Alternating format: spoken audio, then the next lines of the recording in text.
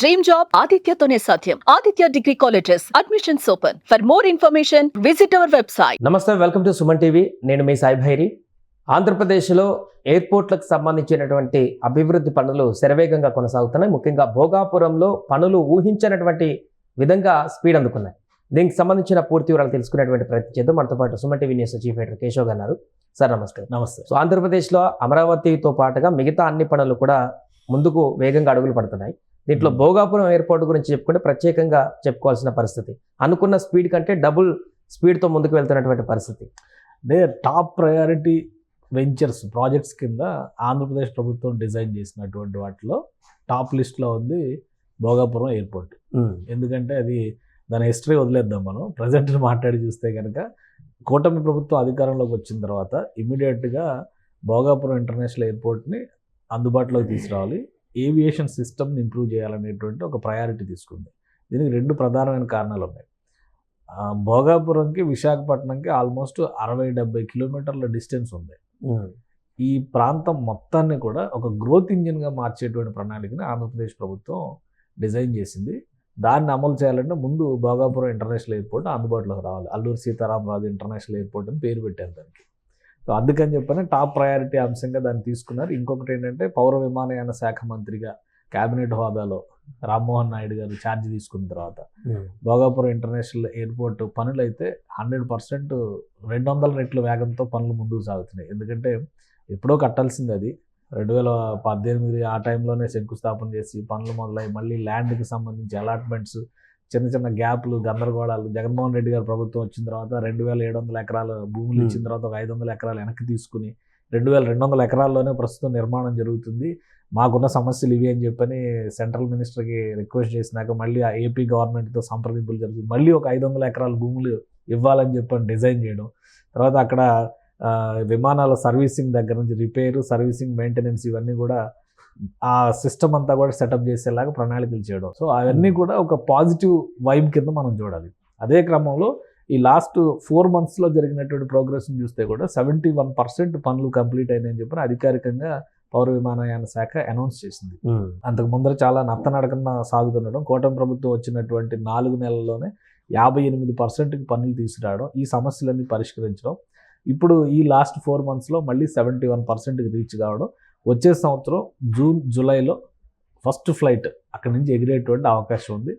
Visakhapatnam air traffic మొత్తం కూడా భోగాపురంకి divert అవుతుంది.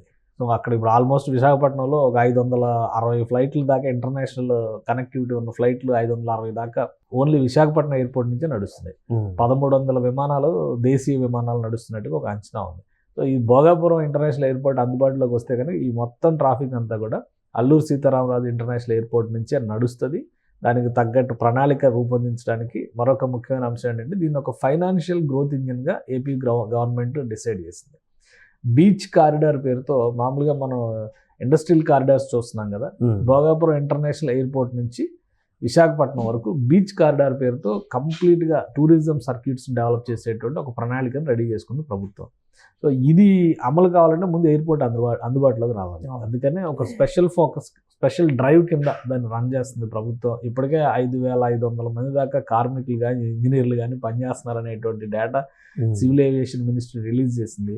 సో బహుశా ఈ డిసెంబర్ నాటికి దాదాపు అన్ని పనులు పూర్తయ్యేటువంటి అవకాశం ఉంది. ఫినిషింగ్ వర్క్స్ కంప్లీట్ చేయడం కానీ, ట్రయల్ రన్స్ నడవడం కానీ ఇవన్నీ కూడా జనవరి, ఫిబ్రవరి నుంచి మొదలవుతాయి అనేటువంటి ఒక టైం లైన్ పెట్టుకుంది ఇప్పుడు అక్కడ పనిచేస్తున్నటువంటి జిఎంఆర్ గ్రూప్. ఇప్పుడు భోగాపురం ఎయిర్పోర్ట్కి ప్రత్యేకతలు ఏమైనా ఉన్నాయని చెప్పుకోవచ్చు సార్? శంషాబాద్ కానీ మిగతా అంతర్జాతీయ విమానాశ్రయంతో పోలిస్తే ఈస్ట్ కోస్ట్లో అక్కడ కలకత్తా నుంచి చూస్తే, చెన్నై తర్వాత చూస్తే మధ్యలో కలకత్తా నుంచి చెన్నైకి మధ్యలో అతిపెద్ద విమానాశ్రయంగా మారేది భోగాపురం ఇంటర్నేషనల్ ఎయిర్పోర్ట్ అవుతుంది. ఆల్మోస్ట్ ఇప్పుడు 2700 ఎకరాల విస్తీర్ణంలో దాన్ని విస్తరిస్తున్నారు. సో ఇంకొక అడ్వాంటేజ్ ఏంటంటే ఇటు షిప్ యార్డ్స్కి, షిప్పింగ్ ఏరియాస్కి దగ్గరలో ఉండడం ఒకటైతే, అటు ఛత్తీస్గఢ్, మధ్యప్రదేశ్ నుంచి కూడా కోస్టల్ బెల్ట్లో ఉపయోగాలకు సంబంధించి, కోస్టల్ బెల్ట్ అవసరాలకు సంబంధించి పెద్ద ఎత్తున కార్గో ట్రాన్స్పోర్టేషన్ విశాఖ ఎయిర్పోర్ట్ నుంచే నడుస్తుంది. సో అదొక హబ్గా మారేటువంటి అవకాశం ఉంటుంది. దీన్ని ఇంకో వైపు నుంచి చూస్తే టూరిజం ప్లానింగ్లో కూడా విశాఖపట్నానికి పెద్ద ఎత్తున ప్రణాళికల్ని అమలు చేసేటువంటి ప్రయత్నం రాష్ట్ర ప్రభుత్వం చేస్తుంది. ఇంకొక ముఖ్యమైనటువంటి అంశం ఏంటంటే గ్రీన్ హైడ్రోజన్ ఎనర్జీ హబ్గా విశాఖపట్నాన్ని డిసైడ్ చేసింది. దేశంలోనే మొట్టమొదటి గ్రీన్ హైడ్రోజన్ హబ్ విశాఖపట్నం కాబోతుంది. సో వీటన్నిటి వల్ల ఏంటంటే అక్కడ ఫైనాన్షియల్ గ్రోత్ ఇంజిన్గా పనిచేసేటువంటి క్రమంలో ఒక భారీ విమానాశ్రయం అందుబాటులోకి వస్తే ఈ యాక్టివిటీస్ అన్నీ కూడా పుంజుకుంటాయి, పెద్ద ఎత్తున ఉపాధి అవకాశాలు కూడా పెరుగుతాయి. సో అందుకనే అంత ప్రయారిటీ రాష్ట్ర ప్రభుత్వం ఇవ్వడానికి కారణం. అదే కాదు, రాష్ట్రంలో ఉన్నటువంటి ఇతర విమానాశ్రయాలు అన్నింటిపైన కూడా ఆంధ్రప్రదేశ్లో కూటమి ప్రభుత్వం ప్రత్యేకమైనటువంటి ఫోకస్ పెడుతుంది. విజయవాడ ఎయిర్పోర్ట్ కొత్త టెర్మినల్ కూడా బహుశా ఒక 3 నెలల్లో కంప్లీట్ చేయాలని డెడ్ లైన్ పెట్టారు. జూన్ నాటి కంప్లీట్ కావాలంటే డబుల్ డెక్కర్ టెర్మినల్ వస్తుంది. ఇప్పుడు నార్మల్ బస్ స్టాండ్ లాగా ఉండేటువంటి టెర్మినల్ ఉంటుంది. డబుల్ డెక్కర్ టెర్మినల్ అంటే ఇప్పుడు మనం శంషాబాద్ ఎయిర్పోర్ట్లో ఎలా చూస్తున్నామో డిపార్చర్ పైనుంచిను అరైవల్ ఏమో కింది నుంచి అట్లా పాసేజ్లు ఇస్తున్నారు, అట్లా స్ప్లిట్ చేసి 630 కోట్ల ఖర్చుతో దాదాపు ఆ పనులు కూడా ఒక కొలిక్కి వచ్చినాయి. అలానే కొత్త విమానాశ్రయాలు 6 విమానాశ్రయాలకు సంబంధించి ప్రణాళిక ఆంధ్రప్రదేశ్ ప్రభుత్వం చేస్తుంది. ఇక విశాఖపట్నం శ్రీకాకుళంలో ఒక విమానాశ్రయానికి సంబంధించి, అమరావతి విమానాశ్రయానికి సంబంధించి ఫీజిబిలిటీ సర్వే జరుగుతుంది ప్రస్తుతం. ఇవి రెండు కాకుండా ఒంగోలు విమానాశ్రయం కానీ, కుప్పం విమానాశ్రయం కానీ, వాటికి సంబంధించినటువంటి గ్రౌండ్ వర్క్స్, ల్యాండ్ ఎక్విజిషన్ సంబంధించిన ప్రణాళిక వీటిపై నడుస్తుంది. సో ఓవరాల్గా ఆంధ్రప్రదేశ్ను ఒక ఏవియేషన్ హబ్గా మార్చేటువంటి ఒక ప్రణాళికని ఏపీ గవర్నమెంట్ చేస్తుంది.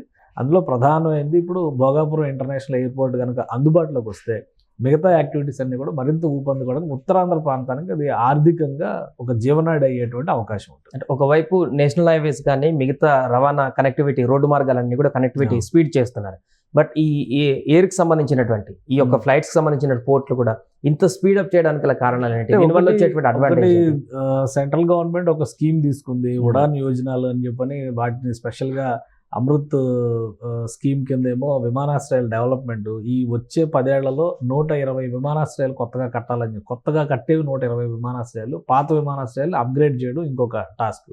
సో ఈ 2 అంశాలు పెట్టుకుని ప్రయత్నాలు చేస్తున్నప్పుడు గతంలో 2వ ప్రపంచ యుద్ధ సమయంలో కానీ, స్వాతంత్రానికి ముందర బ్రిటిష్ వాళ్ళ సమయంలో కానీ ఎయిర్ స్ట్రిప్స్గా ఉపయోగించినటువంటి ప్రదేశాల దగ్గర నుంచి టూరిజం సర్క్యూట్స్ డెవలప్ చేసేటువంటి క్రమంలో ముఖ్యంగా ఇక్కడ 2 కేటగిరీస్ని ఉపయోగిస్తున్నారు. ఒకటి హెరిటేజ్ పరంగా సాంస్కృతికంగా ప్రాధాన్యం ఉన్నటువంటి ప్రాంతాలను గుర్తించడం, రెండోది అగ్రికల్చర్ పరంగా చాలా ప్రయారిటీ ఉన్నటువంటి ప్రదేశాలు. ఇప్పుడు మదనపల్లి లాంటి ప్లేస్లో టమాటాలు పెద్ద ఎత్తున పండిస్తారనేటువంటి అభిప్రాయం ఉంది. అలానే అనంతపురం లాంటి ప్లేస్లో అరటి పంట ఎక్కువ సాగు చేస్తారు, అరటి దిగుబడులు ఎక్కువగా ఉంటాయి. ఇవన్నీ కూడా త్వరగా పాడైపోయేటువంటి వస్తువులు, పెరిషబుల్ నాన్ పెరిషబుల్ గూడ్స్ అంటారు కదా. సో ఇవి పాడైపోతే వాటి లైఫ్ టైం మహా అయితే వారం రోజుల కంటే ఎక్కువ ఉండదు. వారం రోజుల్లో ట్రాన్స్పోర్టేషన్ చేయాలంటే చాలా దూర ప్రాంతాలకు వెళ్ళడం కష్టం అయింది. సో ఎయిర్ కార్గోను ఉపయోగించాలని చెప్పి కేంద్ర ప్రభుత్వం డిసైడ్ చేసింది. అందులో భాగంగానే దేశవ్యాప్తంగా ఇప్పుడు ఉన్నటువంటి ఎయిర్పోర్ట్లు కాకుండా కొత్తగా 120 ఎయిర్పోర్ట్లు కట్టాలనేటువంటి ఆలోచన కేంద్ర ప్రభుత్వ స్కీమ్ని రాష్ట్ర ప్రభుత్వం ఉపయోగిస్తుంది. ఆంధ్రప్రదేశ్ ప్రభుత్వం చాలా వరకు తీసుకునేటువంటి నిర్ణయాల్లో ఏంటంటే సెంట్రల్ గవర్నమెంట్ ఇచ్చినటువంటి స్కీమ్ని ఇక్కడ అడ్వాంటేజ్గా ఎలా మలుచుకోవాలి. అందులో భాగంగానే ఇప్పుడు స్వదేశ్ దర్శన్ పేరుతో టూరిజం డెవలప్మెంట్కి సంబంధించినటువంటి స్కీమ్స్ని కేంద్ర ప్రభుత్వం ప్రమోట్ చేస్తుంది. అందులో భాగంగా ఆంధ్రప్రదేశ్లో ఉన్నటువంటి హిస్టారికల్ ప్లేసెస్ని ఐడెంటిఫై చేస్తుంది. అలానే బుద్ధిస్ట్ సైట్స్ని డెవలప్ చేసేటువంటి ఒక ప్రోగ్రామ్ని కేంద్ర ప్రభుత్వం టేకప్ చేసింది. ఆంధ్రప్రదేశ్లో ఉన్నటువంటి బుద్ధిస్ట్ సైట్స్కి సంబంధించిన సర్క్యూట్స్ డెవలప్మెంట్ ఎలా చేయాలనే దాని ప్రపోజల్ కేంద్రానికి పంపిస్తుంది. సో ఆ ప్రభుత్వం తీసుకొస్తున్నటువంటి విధానాల్ని ఈ ప్రభుత్వం ఉపయోగించుకునేటువంటి ప్రణాళిక. అందులో భాగంగానే ఎయిర్పోర్ట్స్ డెవలప్మెంట్ కానీ, కొత్తగా వచ్చే 10 ఏళ్లలో 30,000 మంది, 30 నుంచి 40,000 మంది పైలట్లు కావాలని చెప్పని కేంద్ర ప్రభుత్వం లెక్కలు చెప్తుంది. ఎంప్లాయ్మెంట్ జనరేషనే కదా ఇది. అసలు ఆ రంగం మీద అవగాహన కల్పించేటువంటి అవకాశం ఎప్పుడు వస్తుంది? మనకు అందుబాటులో వ్యవస్థలో ఇన్ఫ్రాస్ట్రక్చర్ ఉంటేనే వస్తుంది. సో అందుకనే ఆంధ్రప్రదేశ్ ప్రభుత్వం ఏవియేషన్ స్కూల్స్ని కూడా పెద్ద ఎత్తున ప్రోత్సహించేటువంటి ప్రణాళికను అమలు చేస్తుంది. ఇదంతా కూడా జాతీయ అవసరాలకు తగ్గట్టుగా తీసుకున్నటువంటి నిర్ణయాలు.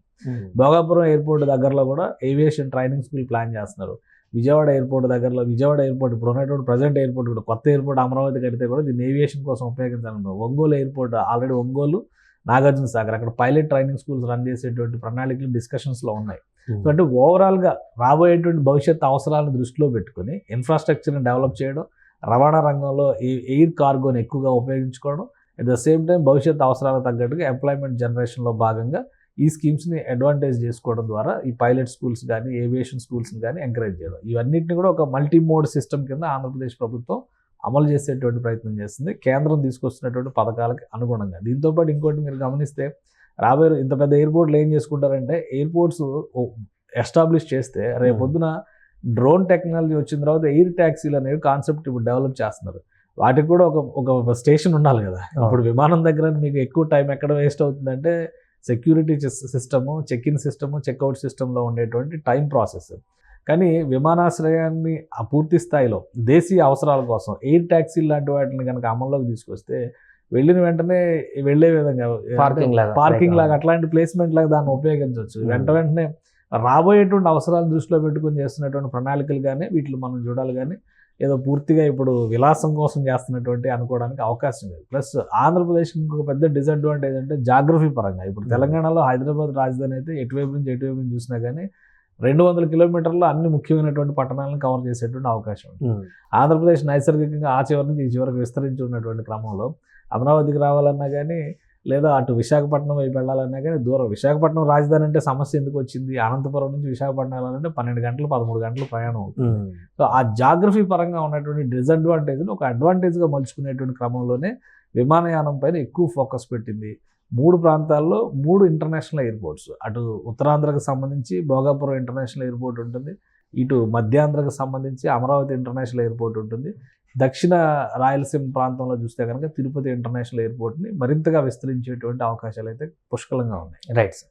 అది ప్రస్తుతం భోగాపురం ఎయిర్పోర్ట్లో పనులు వేగాన్ని పుంజుకున్నాయి. ప్రస్తుతానికి 70% పనులు కూడా పూర్తయిపోయినట్టుగా సమాచారం అందుతుంది. రాబోయే 1 సంవత్సరంలోనే ఇది పూర్తి స్థాయిలో అందుబాటులోకి వచ్చి ప్రారంభోత్సవం కూడా చేసుకునేటువంటి అవకాశం ఉన్నట్టయితే కనపడుతుంది. సుమన్ టీవీలో మీ పర్సనల్ అండ్ బిజినెస్ ప్రమోషన్స్ కోసం కింది నెంబర్కి కాంటాక్ట్ చేయండి.